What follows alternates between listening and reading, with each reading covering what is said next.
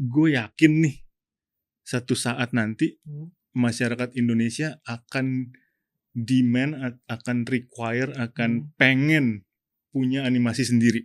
Ini film buat anak kecil apa buat siapa sih? Susah dimengerti nih kayak begini. Karena gini, kita nggak akan mungkin menghasilkan produk dengan kualitas visual atau karakteristik visual sama seperti katakanlah di Amerika atau di Korea atau di China gitu. The hunger of Indonesian audience for something similar, animation for kids, family can enjoy together as a shared experience, right? Semuanya orang Indonesia untuk animation production, betul. What do you hope, for the audiences, especially younger generations? Mereka jadi semangat lagi sama apapun mimpi dan passion yang mereka milikin. Gue pengen proses ini yang tadi gue bilang sekarang fasenya di sini, terus nanti sebelum apa, itu gue berharap bisa dipercepat sih.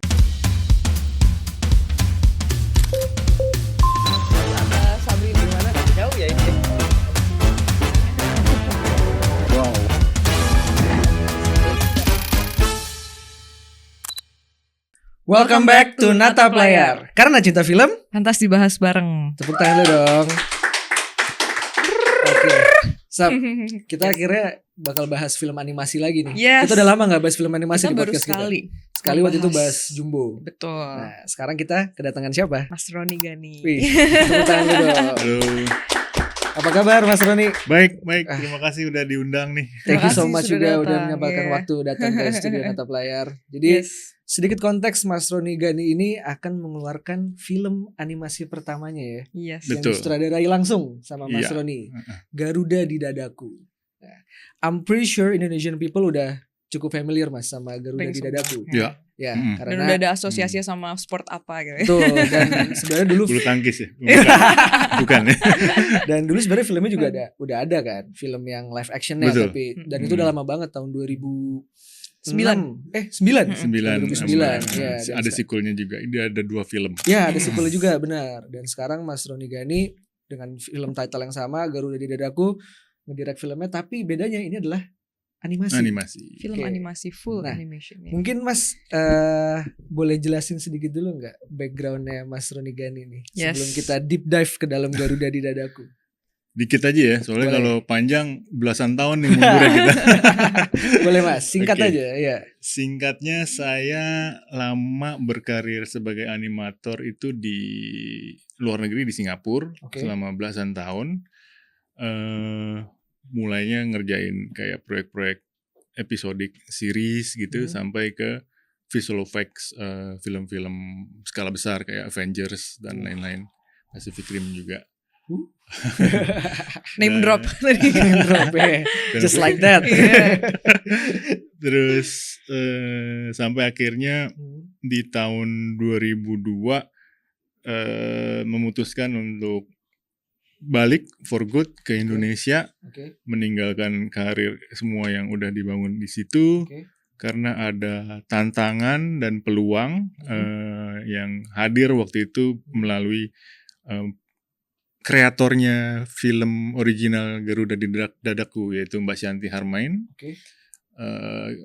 Itu kita udah lewat proses yang panjang lebar gitu ya, diskusi segala macam, dan akhirnya di 2022 kita secara formal mulai membuat KW Animation di bawah perusahaannya Mbak Shanti juga, Base Entertainment, di mana proyek yang kita explore waktu itu adalah Garuda di Dadaku animasi ini. Oke, berarti Mas Roni meninggalkan tadi itu semua experience tadi dengan film-film besar itu. By the way, tadi Mas Roni kan sempat mention Avengers. Iya, Pacific Rim. Sebenarnya guys, kalau kalian cek di internet, ya, itu nggak cuma Avengers doang. Nggak cuma Avengers, ada sangat banyak. Film DC juga pernah kan? Ya, ada Aquaman salah. Betul. Ya, terus Pacific Rim. Pacific Rim Ready pertama. Ready Player One. Transformers. Ya, film-film indie kecil gitulah. Wah, indie kecil ya. Bahkan A Quiet Place juga pernah. A Quiet Place yang kedua, betul. Bahkan gue lihat pernah terlibat di ABBA juga. ABBA konser kan? yang ABBA di London. Mungkin Mas sebelum kita lanjut nih ke Garuda di Dadaku, trigger utamanya apakah memang dengan ngobrol sama Mbak Santi tadi mengenai opportunity untuk ngerjain Garuda di Dadaku, atau ada trigger lain? Karena gue nggak tahu nih ya, mungkin untuk gue nggak tahu benar atau enggak, mungkin for Indonesian people, mungkin orang-orang yang memang berkarir sebagai animator atau di bidang VFX, itu bukan dream job ya untuk kita semua, bisa ngerjain film-film itu dan terlibat di film-film sebesar yang tadi lu mention gitu. Betul. Ya, dan sekarang lu meninggalkan itu untuk menjadi sutradara dan membuat film animasi Indonesia. Iya. Ya. Kira-kira trigger utamanya itu apa sih? Apakah sesimpel lu ngobrol sama Mbak Santi aja atau gimana? It was a dream job for me juga gitu, ngerjain kayak proyek-proyek Pacific Rim, Avengers dan lain-lain. Dan terus terang pada saat awal-awal, jadi waktu itu mulainya kan tadi gue bilang ngerjain series tuh, Clone Wars. Clone Wars tuh TV seriesnya Star Wars waktu itu. Iya. Terus transisi ke live action atau VFX. Nah, di situ pertama kali yang gue kerjain itu Avengers yang pertama di 2012. Dan itu euforianya, personal euforianya sangat ekstrim gitu. Maksudnya, oh shit man, finally happen gitu kan. Dan lain-lain. Dan disitulah yang momen dimana the dream has come true gitu kan. Tapi I guess untuk menjawab pertanyaan ini, kita juga kept on dreaming gitu ya. So we dream one thing and then mungkin kalau kita beruntung berhasil, tercapai, terwujud. Kalau nggak terwujud, mungkin kita mulai memimpikan hal lain gitu atau hal baru gitu. I think that's how I see it. Saat udah menjalani mimpi itu selama katakanlah lebih dari 10 tahun dan belasan tahun, sebenarnya bukan muncul mimpi baru sih. Ini justru mimpi yang paling awal. Jadi waktu awal gue cabut dari Indo katakanlah untuk merantau, ada harapan buta atau keyakinan buta, nggak tanpa argumen sama sekali, tapi ada aja gitu. Gue yakin nih satu saat nanti masyarakat Indonesia akan demand, akan require, akan pengen punya animasi sendiri. Animasi lokal sendiri, bukan animasi dari Amerika, bukan dari Jepang, bukan dari China dan lain-lain. Punya animasi sendiri. Gue nggak tahu kapan. Kalau ditanya apa yang membuat lo bisa berkata seperti itu, nggak tahu. Mungkin cuman ngarep aja gitu. Just have faith. Pure faith katakanlah. Sehingga saat gue berangkat dengan kerja itu, gue nganggep diri gue menimba ilmu. To prepare myself for that time to happen gitu. Now it's happening. Now it happens. Sekarang terjadi. Ya, dan itu terjadi dan kalau ditanya bagaimana prosesnya, I believe itu yang gue believe gitu, proses itu yang terjadi. Karena tadi pas di 2020 COVID tuh kan, it's all a reflective moment for all of us. Kita merefleksi apa yang udah kita lalui sebelum ini dan sesudahnya kita mau ngapain. Nah, di situ mungkin jadi ada contemplating moment juga buat gue.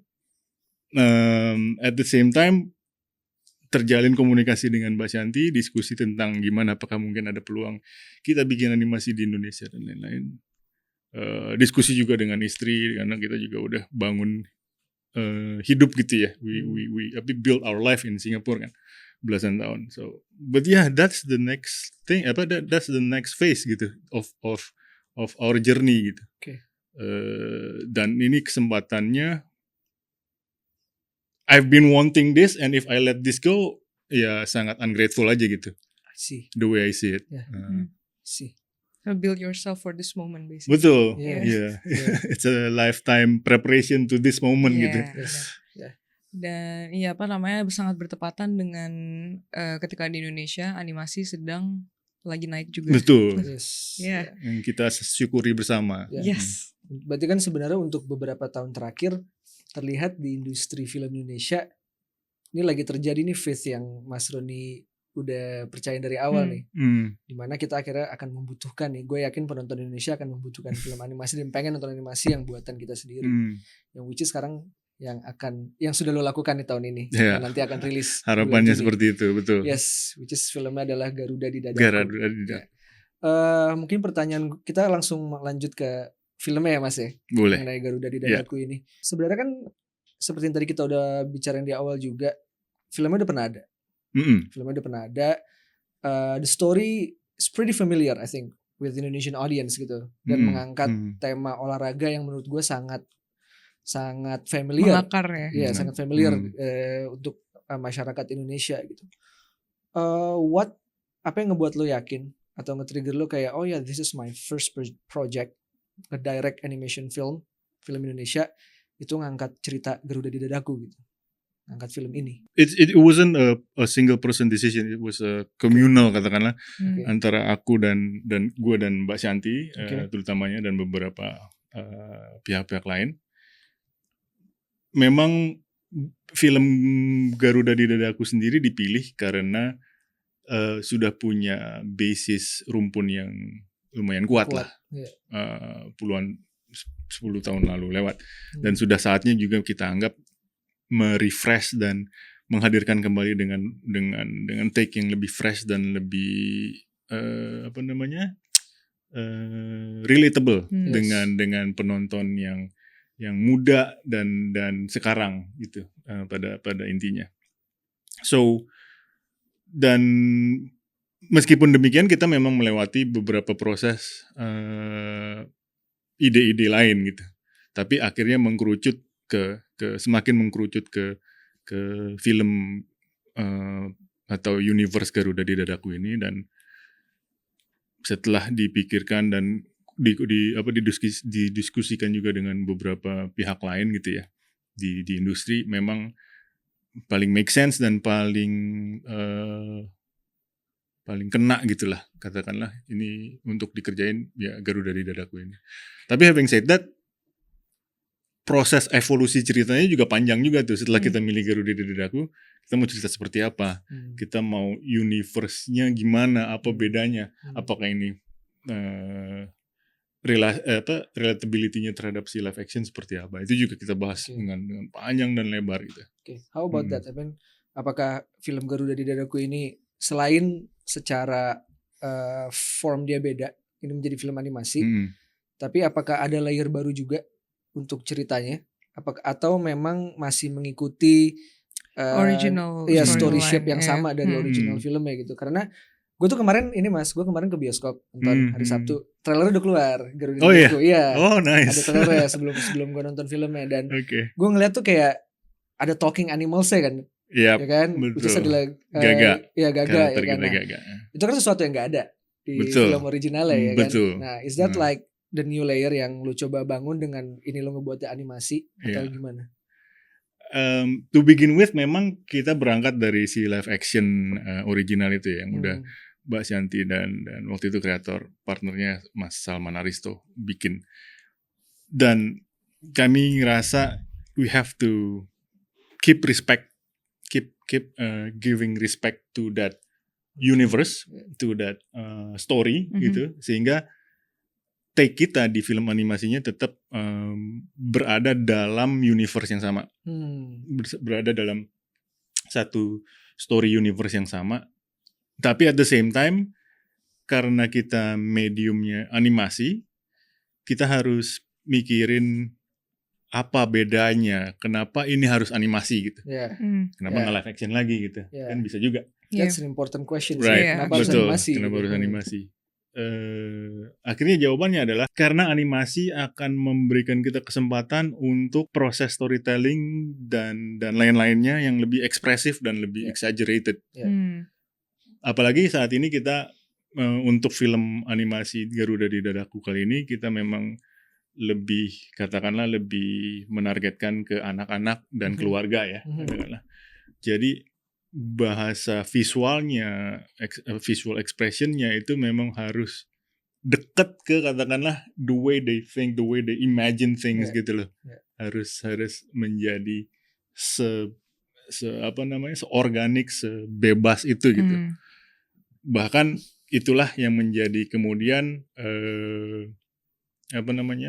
alasan kita masukin unsur fantasi ke dalamnya. Nah, tapi kita juga nggak pengen ini menjadi beda sama si live actionnya. Kita tetap nanti when you watch it, we hope that you can feel how those two ties in gitu. Oke. Dari originalitas si Oke. film Film live actionnya, awalnya. terus bagaimana ini berkembang kemudian menjadi ada elemen fantasinya, termasuk Oke. ada si karakter gagaknya di Oke. dalamnya. Iya. Gitu. Oke. Itu memang sesuatu yang udah kita rangkai lah. Oke. Heeh. Sorry Sab, bentar gue tau lu mau nanya nih. Bentar. Gue itu mas film yang original itu gue beli DVD-nya ya. Oke. Yang main tuh Emir Mahira, gue Iya. inget banget ya. Heeh. So berarti sebenarnya secara story untuk yang film animasi ini pun fondasinya tetap seorang anak kecil yang bermimpi buat jadi pemain bola profesional. Betul. Oke. Heeh. Iya. Berarti masih revolving around that Mm-mm. storyline and Mm-mm. conflict gitu ya. Oke. Menarik. Sebenarnya tadi gue lebih kedengerin aja sih, karena this is all like really new, kayak what happens behind the animation film ya, produksinya. Nah, dan mungkin kalau bisa kita bilang juga sebenarnya film animasi di Indonesia juga masih hijau ya. Banget. It's pretty Yeah. green ya. Hmm. Dan sekarang you're kind of extending that journey right now dengan membuat satu film fitur pertama gitu buat Mas Roni. And yang sebelumnya di mana portfolio Mas Roni itu banyak mengerjakan di visual effects dari film-film tadi kayak Transformers, Avengers, sampai Ant-Man, You name it. Pacific Rim, like so many big projects dari film-film Hollywood. And then right now sekarang tuh lumayan berbeda karena di sini targetnya adalah anak kecil, Betul. right? Kayak anak kecil, and then terus ini full 3D animation ya. Kayak how the process has been for you? Yeah. And this is also your first time directing a feature film, Yes, right? itu Betul. juga. Yeah. At this length scale ya, Yeah. pertama kali.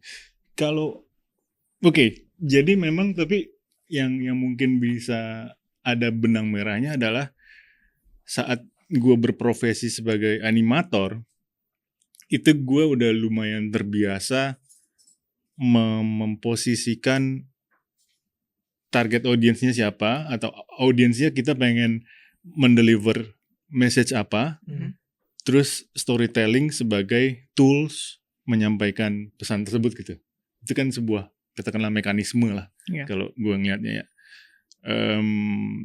Nah, tinggal saat ini, saat gue bilang tinggal pada prakteknya yang memang nggak sesimpel itu, tapi di kesempatan ini kita memposisikan katakanlah anak-anak dan keluarga sebagai target audiensnya, tapi kemudian dengan mekanisme yang sama, storytellingnya seperti apa harusnya. Nah, disinilah proses yang kita banyak berdiskusi, FGD, antara gue dengan Mbak Shanti, antara tim kami dengan elemen-elemen lain. We always test proof the journey from the beginning gitu, dari mulai kita bikin cerita, kita mulai terus maju ke storyboardnya, ke animatiknya, itu kita selalu measure the relatability. Is it hitting what we want to hit gitu? Is it relatable? Does the joke work? Jokesnya work apa enggak? Karena gak bisa terlalu kompleks karena buat anak kecil gitu kan, tapi at the same time orang dewasa, orang tuanya juga harus tetap that's a good one gitu lah. Yes. It's a juggling between those two. Finding the right balance. Betul, right balance. Dan itu yang kemudian kita secara konsisten selalu measure lah di timeline produksi kita. Gitu. Yes. Berarti selama prosesnya pun kayak di sini Mas Roni sebagai sutradara, you're also like governing the team of animators yang bikin dan menerjemahkan cerita ke dalam animasinya, right? Governing is a strong word. I would use collaborating. Collaborating, oke. Sorry, gue kayaknya gimana? Collaborating. Kesana kayak di mana? Tapi memang on that basis, gue approach-nya memang kolaboratif gitu, maksudnya kayak ama katakanlah voice actor-nya juga, kita selalu mengupayakan menyediakan wadah gitu. I don't want to tell misalnya masih Keanu sama si Kristo yang memerankan Gaga, Keanu yang sebagai putra, atau Mas Ibnu Jamil sebagai ayah dan lain-lain. We always give context aja gitu. Alright. Ken, jadi si putra di sini dia lagi gini gitu. Enaknya gimana ya ngomongnya gitu. So we don't tell, tapi nanti abis dia lempar satu mungkin itu jadi bahan kemudian kita improve dan collaborate further gitu. Jadinya tetap yang keluar sebagai voice actingnya it's their crafts, Yep. Yeah. not mine. I just there to facilitate gitu. Oke. Nah, sama halnya juga dengan animator. So the way animator works adalah how to say ya. Jadi kan ada animatics, udah ada suara juga, suara voice actornya. So animator harus build performance. Ini kan digital, ini kan puppet ya, patung-patung ini puppet ya. Yep. They can't move. Same thing di komputer juga. Once you model that, ya Bisa udah. digerakin. Nah, terus gimana kemudian ini mbak-mbak ini bisa perform, dan performnya karakter dia gimana, galak, strong woman atau submissive woman atau gimana? Itu kan akan ngaruh ke bagaimana gesture, pose dia, ekspresi dia, Yes. olah tubuh dia dan cara dia berbicara dan lain-lain. Nah, itulah tugas si animator tuh. Jadi misalnya dalam konteks kita kasih semua komponen-komponen raw materials, dia harus memproses. Yeah. Dia harus berkolaborasinya dia adalah melempar ide performance yang sedemikian gitu. Dan gua akan minta dia act out. Misalnya lo animatornya nih. Sebelum lo mulai megang komputer atau apapun mediumnya, misalnya computer animation atau hand drawn animation, sebelum you touch the device, I want you to observe, I want you to perform. Jadi begitu udah dapat, misalnya si Putra lagi harus ngapain, emosinya kayak gimana, time of day-nya seperti apa, dia kondisi fisiknya capek dan lain-lain, perform, record, itu jadi video reference, you animate that. Yes. Gitu. Itu sedikit proses tentang animasi. Oke. Actingnya kayak. Kalau tadi kita udah bicara banyak Mas Roni mengenai proses animasinya, aku mau nanya sebelumnya deh. Untuk skrip, penulisan skrip, Mas Roni juga kah atau ada co-writers atau gimana?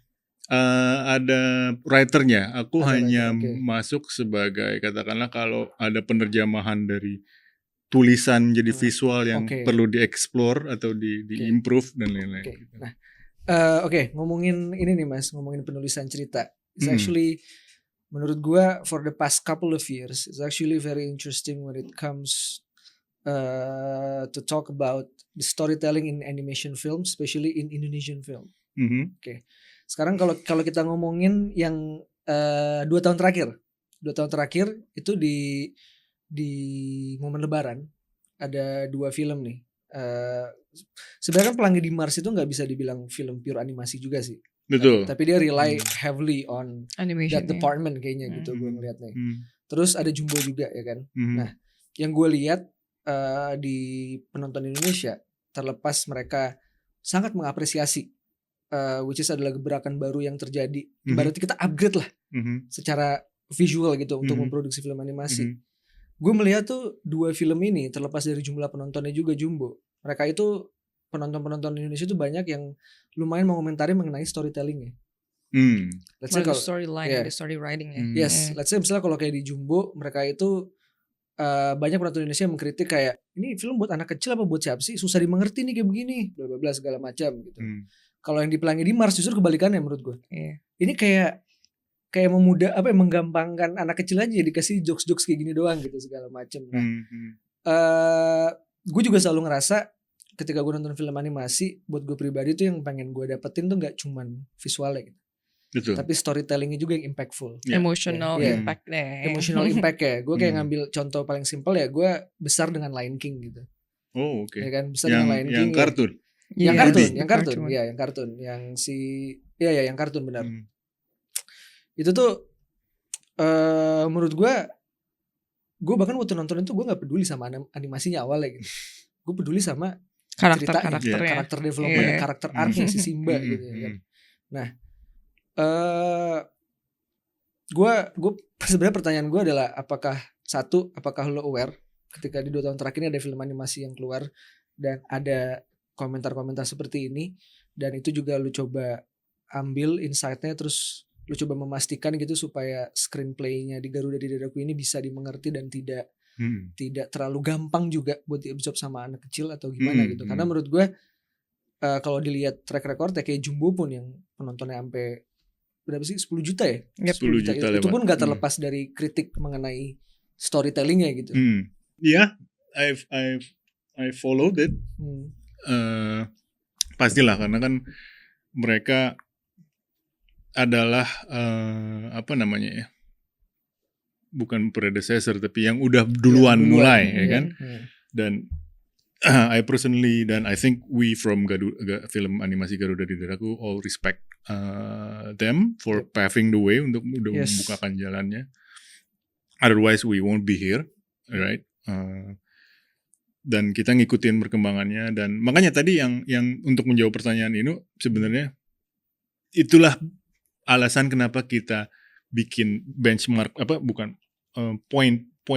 checkpoint di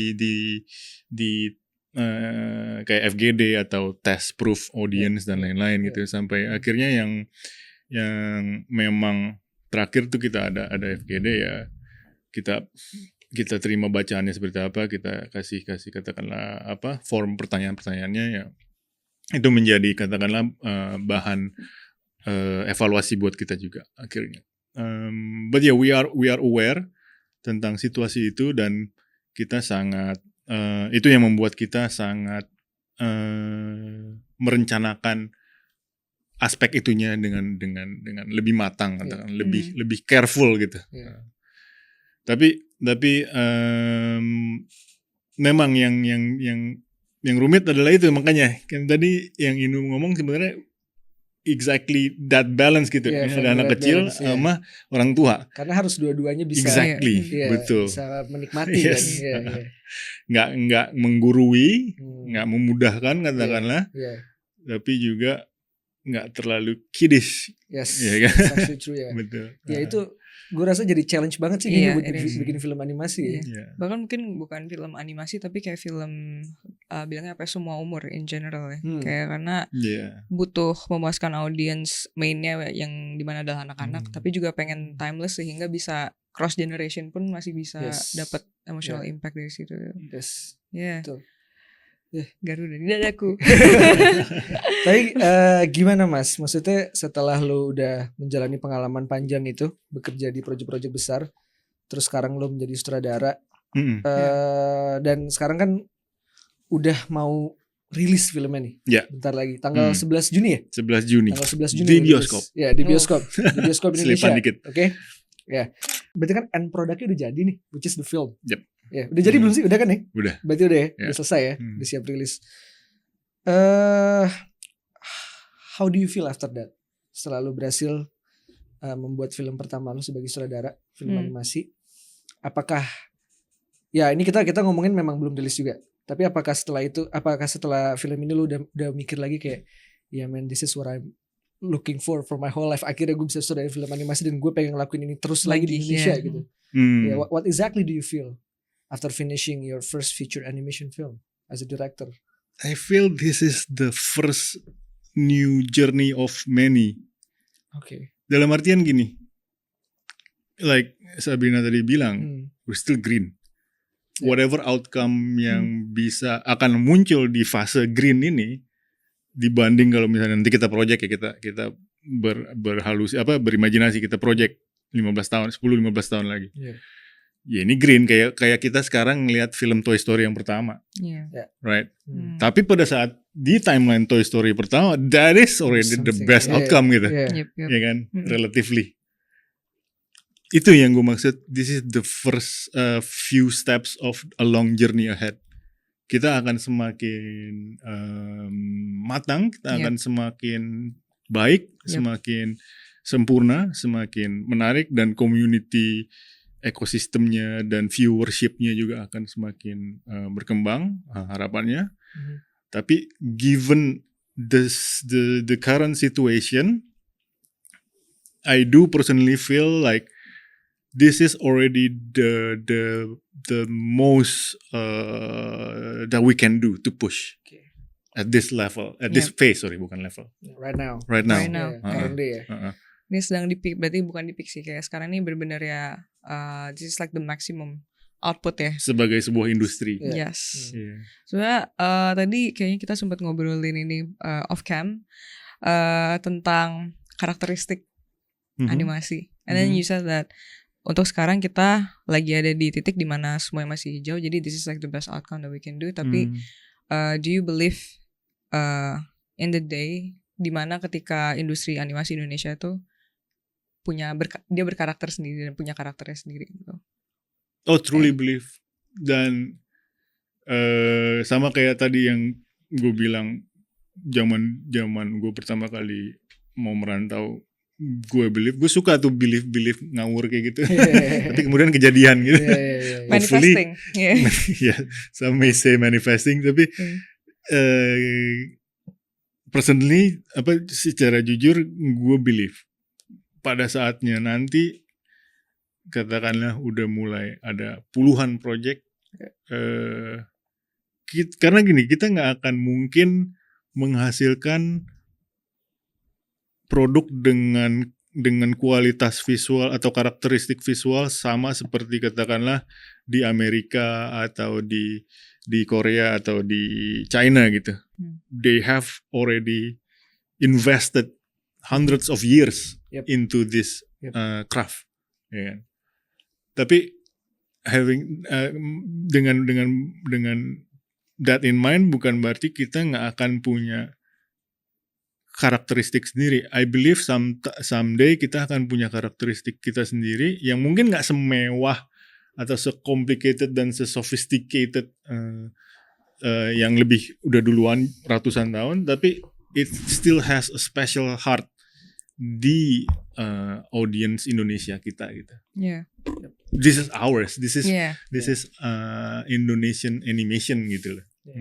So actually with that belief, sebenarnya kan terlepas dari lo tadi bilang ini so far nih di current situation kita udah ngelakuin semaksimal mungkin nih.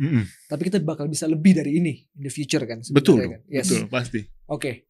Nah, menurut lo Mas, what's actually the biggest challenge in Indonesia untuk mengembangkan industri film animasi saat ini? Keyakinan terhadap animasinya itu sendiri dari pelaku bisnisnya mungkin ya. Oke. Karena gini, the way I see it again, ini personal opinion gue ya. Yes. Jumbo, ada Jumbo ya. 10 juta penonton itu udah faktanya demand-nya segitu. Yep. The market size. Yeah. Udah terjadi gitu. Itu bukan hoki. Orang mau bilang itu hoki, terserah. Yeah. Faktanya kayak gitu. Itu fakta, ya kan? Right. Pertanyaannya tinggal, sebelum ke pertanyaan tadi, fakta itu menunjukkan dahaga, the hunger of Indonesian audience for something similar, animation for kids, family can enjoy together as a shared experience, right? Yes. Yep. Pertanyaannya, siapa yang kemudian bisa ngasih pemuas dahaga itu lagi? Yep. Karena dahaganya udah ada, fakta again. That's the way I see it. Yeah. Dan itu akan makin besar kalau misalnya dahaga itu akan makin besar kalau misalnya kemudian yang pemuas dahaganya itu bisa terus. Betul. Yeah. Like you said, makin kesini orang akan cravingnya udah lebih lagi. Yes. Not only about visual. Now I want more story. Yes. A good quality story gitu. Visual alone not enough anymore gitu. Nah itu akan semakin men-challenge si kreatornya. Ya. Betul. Jadi itu dua sisi mata koin yang akan saling challenge satu sama lain sepanjang journey ini. That's how I believe it. Saling improving ini apa namanya output ya, benar-benar improving. Yang satu improving taste, yang satu improving the outcome. Betul. Exactly. Yeah. Nice. Yeah, so you can see yourself directing animation films more animation in the future, films, right? In Indonesia. I hope you have I the still faith, can. right? Yeah. I still hope to do it. Bahkan nggak cuman nge-direct, kalau misalnya pun karena gue juga percaya harus ada regenerasi, Okay. right? Harus ada kreator-kreator muda, animator-animator yang katakanlah generasi di bawah gue yang step up, dan mungkin gue akan mulai lebih di belakang menggerakkan mesin-mesin yang nggak kelihatan di depan, tapi sebenarnya itu mesin-mesin yang bekerja di balik layar gitu. I'm also willing to do that gitu. Tapi the journey must go on. Gitu. Balik lagi kita ngomongin behind the production nih Mas, buat Garuda di Dadaku. Melibatkan banyak orang nggak? Banyak. Nggak tahu 500 orang banyak nggak? That's a lot. That's a lot. 500 orang itu heavy di animator. Itu hanya di 3D animation production. Jadi waktu itu pas press release kita memang publikasikan sekitar, waktu itu kita udah catat sih. Kita udah melakukan perhitungan dan catatan 300. Cuman kemarin baru kita update lagi. Oh ternyata 3D animation productionnya doang, bukan nggak termasuk sound, nggak termasuk editing dan lain-lain, itu udah 550 orang. Wow. Di seluruh Indonesia ya. Jadi kita sifatnya it's a very massive collaboration effort gitu. Semuanya orang Indonesia. Semuanya orang Indonesia untuk animation production, betul. Wow. Okay. Berarti dari studio Sorry, ada satu studio dari Singapura, deh. Singapura. Tapi berarti kan sebenarnya the majority of the people yang involved itu orang Indonesia kan. So we actually have the talent kan. Yes. Yeah. Kita sebenarnya nggak dibilang punya bakat, itu punya gitu ya. Mungkin benar yang kayak lu bilang tadi aja ya, kepercayaan dari pelaku bisnis ya.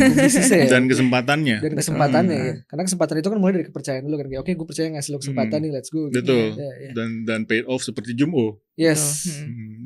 Itu kombinasi antara kesempatan dan keyakinan bersama terjawab Jumbo jadi.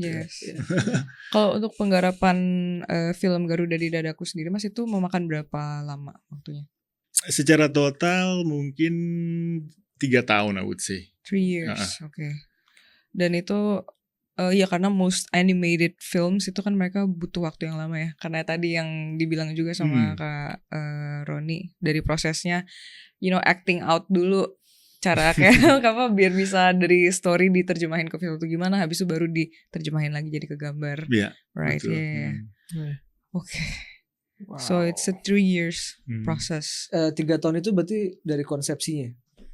3 tahun dari konsepsi atau cerita, benar. Bisa dibilang. Sebenarnya tadi pas Mas Roni bilang Mbak Santi tuh gue kayak Mbak Santi, iya Best Entertainment. Soalnya kita tuh kemarin jadi kita punya watch party kan Mas. Nata Player tuh punya watch party. Kita sempat watch partyin Mothernet. Asok Tanpa Ibu. Asok Tanpa Ibu. Nah, gue lihat lu juga terlibat di situ. Iya betul, baru ingat. Iya. Bener gak sih? Bener ya? Waktu itu lu ngerjain apa di situ? Yang game scene-nya yang si itunya main game, in-game. Yang game VR itu ya? Betul. Si Ali Fikri itu. Si Ali ya. I see. Oke. Lu kan dibilang VR, maksudnya di dalam film itu kan sebenarnya ada banyak sequence penggabungan antara live action sama sesuatu yang animasi kan ya. Itu did you also do that atau benar-benar pas di bagian game VR itu? Oh, cuman VR-nya doang. Kalau visual effects itu sama VFX studio lain. Oke. Berarti Mbak Santi itu yang owning film yang lamanya juga Mas? Atau gimana sih? Mbak Santi itu co-creator Garuda di Dadaku film. Oke. Yang dulu berarti dia itu bareng sama Mas Salman Aristo. Oke. Alright. Well, sebenarnya gue ada satu pertanyaan lagi sih Mas mengenai film Garuda di Dadaku ini. Sebenarnya secara target audience tuh sebenarnya ini for kids atau family. So which means anak-anak yang datang dengan orang tuanya. Betul. Harusnya sama orang tuanya sih nonton deh. Iya, kecuali pakai konsen gitu ya. Sendiri. In hope that they can enjoy the film, right? Yes. But my question is, what do you hope, for the audiences, especially younger generations, take away from this version of Garuda di Dadaku? Apa yang lo harap ketika mereka nonton filmnya, setelah nonton apa yang lo harap mereka rasakan? Especially for the younger generation. Mereka jadi semangat lagi sama apapun mimpi dan passion yang mereka milikin. Mau itu bola, mau itu animasi, mau itu berenang, nyanyi, menggambar dan lain-lain. Karena dengan medium film Garuda di Dadaku animasi ini, kita juga secara abstrak pengen menghadirkan kayak simbolism gitu, bahwa Hmm. here's a kid who has big dream and have challenge in trying to pursue those dreams. Dan ini kita sajikan sedemikian rupa, sesimpel simple maksudnya adalah bukan eksekusinya ya, tapi justru like modern style architecture, minimalism itu simple, tapi itu menjadi seperti itu lewat proses yang sangat kompleks gitu. It's something like that gitu. Saat diterima atau dinontonnya harus simple, tapi kita udah melalui proses yang sangat kompleks justru untuk membuat itu jadi simple dan semudah itu di take in-nya gitu. Sama anak-anak katakanlah. Dan harapannya dengan beberapa simbolisme ini yang kemudian dia bisa connect the dot by themselves, itu jadinya reseptif mereka lebih dalam gitu. I can see myself in that character gitu. Itu yang kita harapin. Jadi apa sebenarnya awal mulanya itu ya dari triggering that spirit ya, supaya mereka bisa terus mengingat apa yang mereka rasain habis nonton film ini. Like when you watch Simba, I also watch Simba. Itu juga benar-benar one of my classic. Betul. Itu yang membuat gue masuk ke animasi sebenarnya, tanpa gue sadarin, betul. Karena again pas kita nonton nih gambarnya lucu ya singa, tapi pas kita masuk nonton kita lupa. Pokoknya ini Simba, itu Mufasa, itu bukan singa gitu. Kan? It's a process storytelling, betul, emotion, betul. Sebenarnya tadi yang Mas Roni bilang juga harapan audiensnya itu sebenarnya align juga sih sama gue dulu nonton film Garuda di Dadaku. Dulu waktu gue kecil, gue tuh nonton Garuda di Dadaku tuh berarti tadi tahun berapa sih? 2009. Itu gue SMP kelas 1. Ya gue pada saat itu gak mau jadi pemain bola sih. Gak mau jadi pemain bola, gak ngincer mimpi jadi pemain bola. Cuman setelah gue nonton, ya ada spirit yang kebakar gitu. Gue waktu itu sebagai anak SMP ya kan, masih sangat hijau gitu. Betul. Ya kan? Nonton itu kayak ini anjir ini seru banget nih kalau gue bisa ngejar mimpi gue kayak gini ya kan, ya kayak pantang menyerah gitu. Cerita tentang mengejar mimpinya itu yang bikin I mean like to have an animation film yang inspirasional di Indonesia yang menurut gue sangat krusial sih di masa-masa sekarang. Betul. Kita butuh dirasakan, butuh merasa semangat. Betul, especially for the younger generations. True. Especially for the younger generations. Dan they need to feel hope. Pertanyaan gue Mas, are you satisfied with the results? Di fase yang tadi kita udah bahas, yang tadi udah gue jelasin, I'm truly satisfied and I know for sure semua tim kami sudah berusaha semaksimal mungkin. I've been pushing them hard. I've been nagging them hard. I've been not easy with them. And so governing, right? No, like hard collaboration. Hard collaboration. Okay. Tapi and they still mau meet me karena bisa aja mereka selalu masa gitu kan, macam. Tapi tetap they kept along dengan journey ini bersama kami bareng-bareng dan so I pay respect buat mereka. Mungkin gue boleh pakai momen ini untuk pay respect buat seluruh tim yang terlibat. Kudos buat semuanya. I appreciate all our effort. It's a long process ya kan, yes. And they stick with the project through thick and thin pasti kan. Betul, banget. Aku ada pertanyaan lagi, cuma nih this actually mungkin a bit out of topic kali ya. Sekarang pada kalau misalnya ngelihat dari history of like animation world secara global, memang sudah panjang sih. But at this point in the journey, kita sedang mengalami apa ya? Is it a shift? Aku nggak tahu ini bisa dibilang shift atau enggak, tapi ada satu kehadiran dari satu elemen dari industri yang masih bikin orang opininya tuh polarisasi gitu, masih berbeda-beda. And that is AI. Yes, kayak apa namanya? That's interesting topic. Yes, bener kayak penggunaan AI itu apa ya? Kayak it's still masih dibilang controversial mungkin kalau di dalam kreasi yang lebih berpusatnya tuh kepada human creativity gitu kan.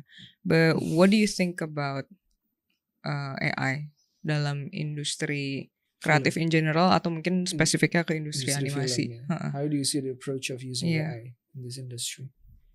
Sebagai sebuah teknologi dia sudah lahir dan nggak akan pergi. Sama seperti teknologi lain. Udah nggak bisa ngindarin itu. Exactly, betul. Tapi sama seperti teknologi lain yang sudah pernah ada,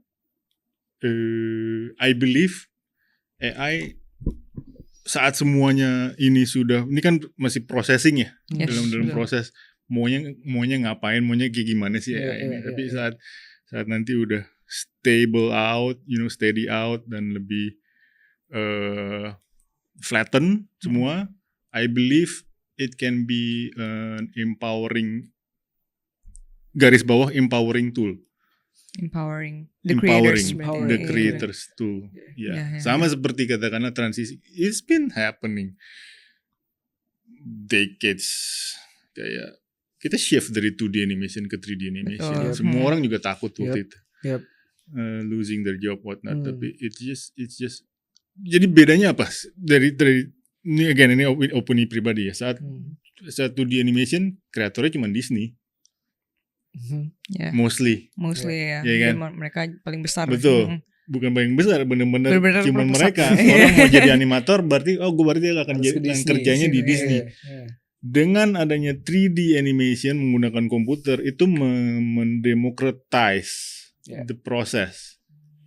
Kemudian muncullah DreamWorks, muncullah Blue Sky, muncullah beberapa, you name it, sampai yang sekarang pun makin banyak itu 3D animation. Benar. Jadi it surely lose some areas of jobs, but on the contrary, it create massive jobs, massive other jobs. Ya kan? Karena volumenya juga makin lebih tinggi gitu, playernya jadi lebih banyak. Gue nggak tahu saat ini akan shift seperti apa, tapi I believe there will be such similarities gitu. Mungkin satu area dari specific jobs akan tereduksi, nggak tahu sebanyak apa, tapi it will definitely create new opportunity gitu. But bottom line, the way I see it, this technology will always remain as an empowering tools for the creator gitu. Rather than replacing. Karena memang kayaknya kalau penggunaan AI, ini bukan penggunaan AI dalam industri mungkin ya, bisa gue bilang penggunaan AI pada orang pada umumnya. Mereka bahkan kayak orang-orang kayak gue gitu udah bisa udah nge-prompting sih, bukan bikin ya, nge-prompting sesuatu yang bentuknya kartun atau bentuknya 3D itu dari tools AI gitu. Maybe probably after this menurut Karoni, apakah memang AI itu suatu teknologi baru lah ya, kayak harus ada kode etik yang dibangun dulu. Oh iya, itu pasti. Right? Itu kode etik itu harus diselesain dulu. Masalah rights dan lain-lain itu harus diselesain dulu, baru kemudian kita bisa bahas the usage of it. Kalau diajarin bakal chaos kayaknya. Sama itu nggak beres, nggak bakal kemana-mana ini AI. Betul. Pada nggak berani nyentuh karena takut infringement dan lain-lain. Iya betul. Iya. Kayak kemarin tuh gue sempat ngeliat berita kayak salah satu aktor besar, Ben Affleck, dia tuh tiba-tiba dia dapat investment ratusan juta $. Dia kan sebagai dia kan aktor. Dia filmmaker juga ya kan. Dia juga ngedirect film gitu, nge-produce film, pernah menang Oscar sebagai produser di Argo.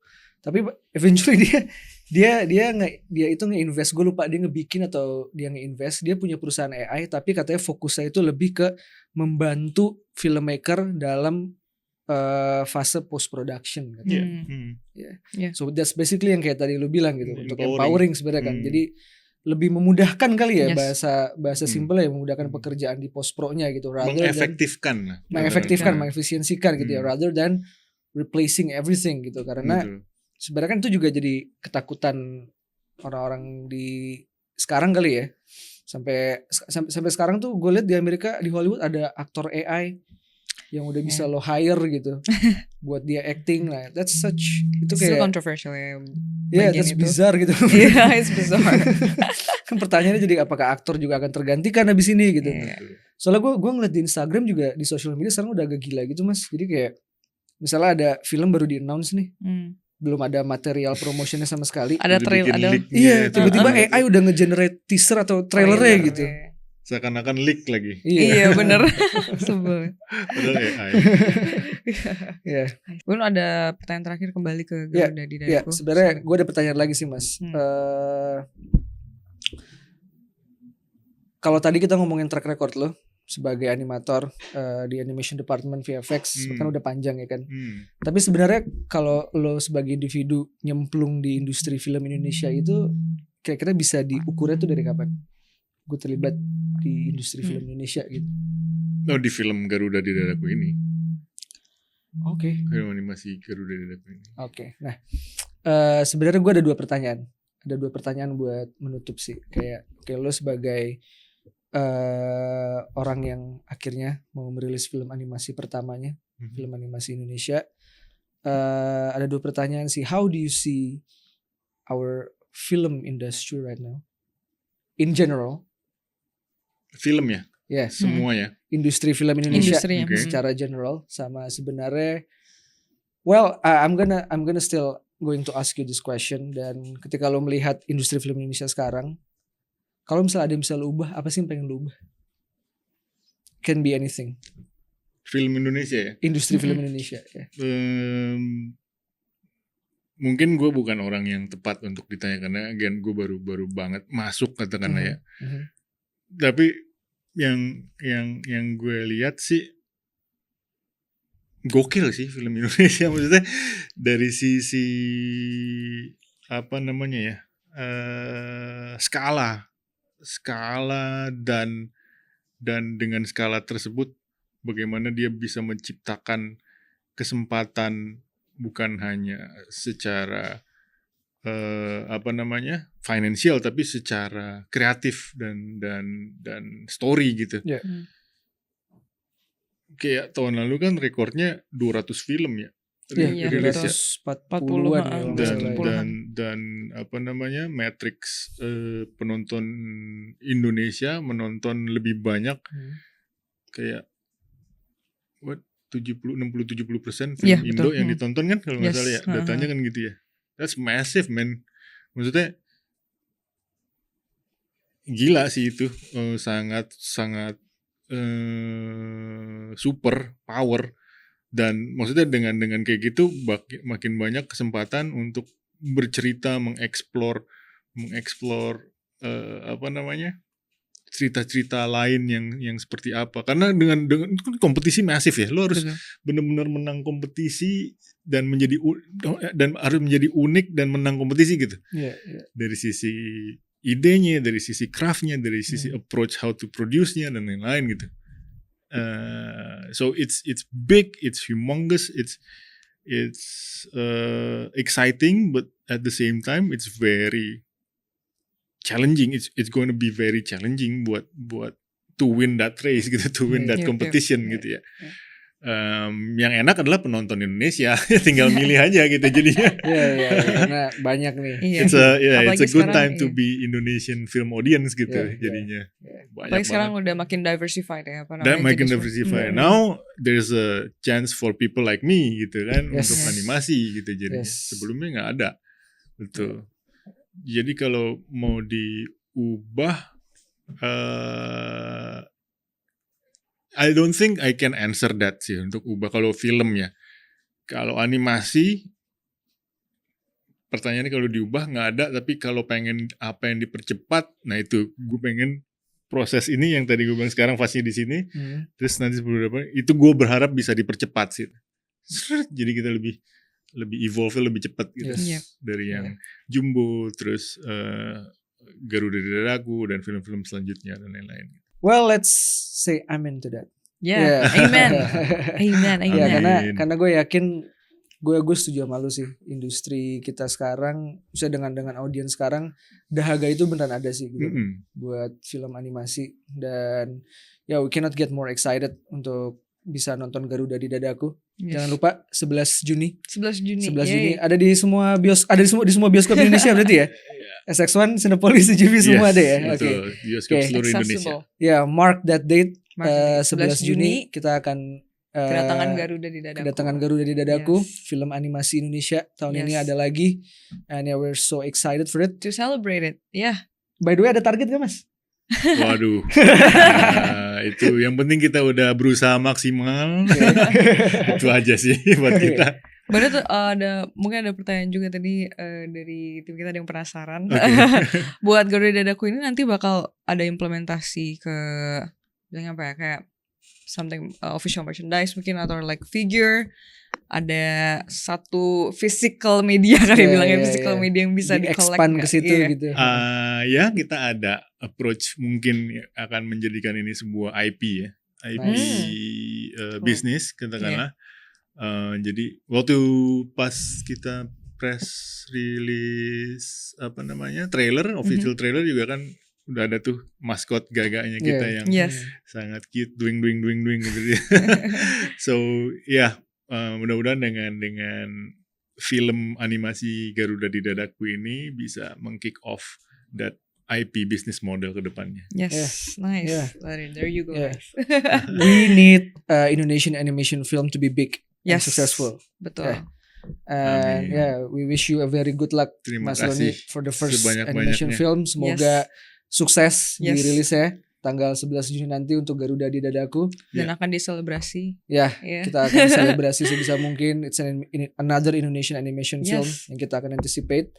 Dan mungkin Mas Roni ada pesan terakhir untuk penonton Indonesia sebelum Garuda di Dadaku rilis? Ya, Garuda di Dadaku, film animasi Garuda di Dadaku ini adalah buah karya kreator Indonesia sebanyak 500 orang lebih, di mana kami sudah meyakini dan memberikan yang terbaik, dan kami semua berharap bahwa ini semua bisa menjadi buah dari semua upaya ini, bisa menjadi tontonan yang menyenangkan, menjadi entertainment buat seluruh keluarga.